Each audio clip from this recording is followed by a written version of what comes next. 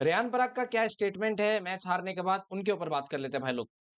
भाई लोग देखो, Riyan Parag as a captain ये बात माननी पड़ेगी, कप्तानी तो अच्छी करी थी, लेकिन एज़ अ बैट्समैन इन्होंने ये बात खुद एक्सेप्ट करी है कि यार मुझे जो है वो एंड तक रहना था। अब रेयान पराग ने यहाँ पे देखो 2-3 चीज़ों को लेके बात करी है राजस्थान के, जो मेरे हिसाब से बहुत इम्पोर्टेंट चीज़ है।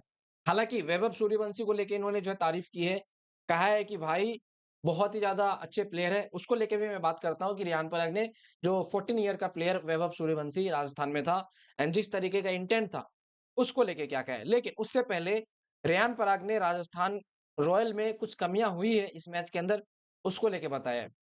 भाई लोग, ये बात आप लोग मानो ना मानो, लेकिन मैं आपको बता रहा हूँ, रेयान पराग की कैप्टेंसी भाई अच्छी थी। मतलब जब टॉस हुआ था, उस टाइम पे भी रेयान पराग ने एक बात कही थी कि भाई ये पिच हमारे अकॉर्डिंग चलेगी।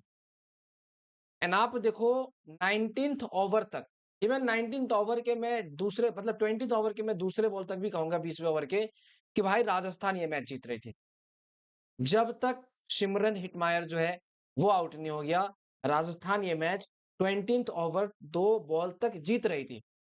लेकिन आवेश खान की आपको तारीफ करनी पड़ेगी, जिसको लेके रेयान पराग ने भी कहा कि बहुत अच्छी बॉलिंग डाली एंड जब आवेश खान से भी पूछा गया था, तो उन्होंने कहा था कि भाई यॉर्कर पे मैं जो हूँ ज़्यादा फोकस कर रहा था। अच्छा, अब रेयान पराग कहीं न कहीं इस चीज़ को लेके बहुत ज़्यादा बुरा फ़ील कर रहे हैं। जब रेयान पराग से पूछा गया कि क्यों नहीं हो पाया चीज़, क्या दिक्कत हो गई? तो देखो, एक तो रेयान पराग को भाई समझ नहीं आ रहा था कि मैं क्या बोलूँ? क्योंकि गेम ही कुछ इस तरीके से हुआ, आप एज़ अ कैप्टन क्या बोलोगे? आपने बॉलिंग अच्छी करवाई, आपने फील्डिंग अच्छी करवाई, ठीक है? आपने बैटिंग भी बहुत अच्छा करा, एंड तक आपके प्लेयर्स ने बहुत अच्छी बैटिंग करी, लेकिन एंड मोमेंट में जाके आप हार जाते हो। इसमें आपकी कप्तानी की ना गलती है और पूरा ब्लेम आप प्लेयर के ऊपर भी नहीं डाल सकते हो। हाँ, वो जो लास्ट ओवर मतलब ये मतलब 20वें ओवर में जो बैट्समैन थे, शिवम द और क्या नाम था उनका भाई, जुरेल था मेरे हिसाब से। उन दोनों को लेके कह सकते हो कि गेम फिनिश करना चाहिए था, लेकिन नहीं हो पाया। जो कि रियान पराग ने कहा कि भाई लास्ट वाले बैट्समैन को गेम फिनिश करना चाहिए था, लेकिन उनसे नहीं हो पाया। तो ये जो है अपने ऊपर ब्लेम लेते हैं। मतलब खुद की गलती बताते हैं कि भाई मुझे एंड तक रहना चाहिए था एंड मुझे जो है वो यहाँ पे गेम फिनिश करना चाहिए था, मुझे जितवाना चाहिए था।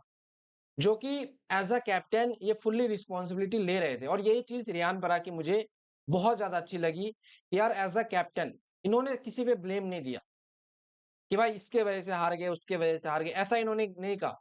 इन्होंने खुद के ऊपर ब्लेम दिया कि यार मेरे को फिनिश करना चाहिए था गेम, क्योंकि आप दूसरे के ऊपर कितना ही भरोसा कर लोगे।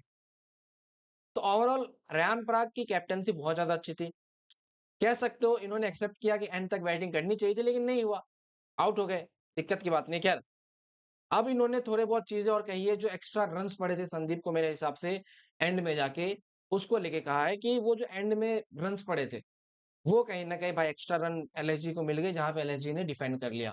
वरना ये पिच 165 170 की थी। खैर, अब वैभव सूर्यवंशी को लेके जो है रेयान पराग कहते हैं कि भाई it's a great thing that भाई इतना टैलेंटेड प्लेयर इनकी टीम में है एंड राजस्थान रॉयल चाहेगी कि भाई इस प्लेयर को ज़्यादा से ज़्यादा यूज़ करे, इनके टैलेंट को ज़्यादा से ज़्यादा यूज़ करे एंड आने वाले मैचेस में आपको वैभव सूर्यवंशी को मेरे हिसाब से और ज़्यादा चांसेस जो है वो देते हुए दिखेंगे। लिटरली रेयान पराग एन्जॉय कर रहे थे वैभव सूर्यवंशी की बैटिंग, जब वो स्टार्टिंग में ओपनिंग पार्टनरशिप लगाए थे जायसवाल के साथ में, और साथ में संजू सैमसन भी जो है ना, यहाँ पे बहुत ज़्यादा एन्जॉय कर रहे थे। तो कह सकते हो Riyan Parag as a captain अच्छी कैप्टेंसी करी, लेकिन प्लेयर ने जो है भाई वो एंड में जाके मैचेस को हाथ से गँवा दिया। बाकी मैं तो यही कहूँगा कि भाई रेयान पराग की कैप्टेंसी अच्छी खासी हुई थी। संजू सैमसन भी इससे जो है वो खुश होंगे।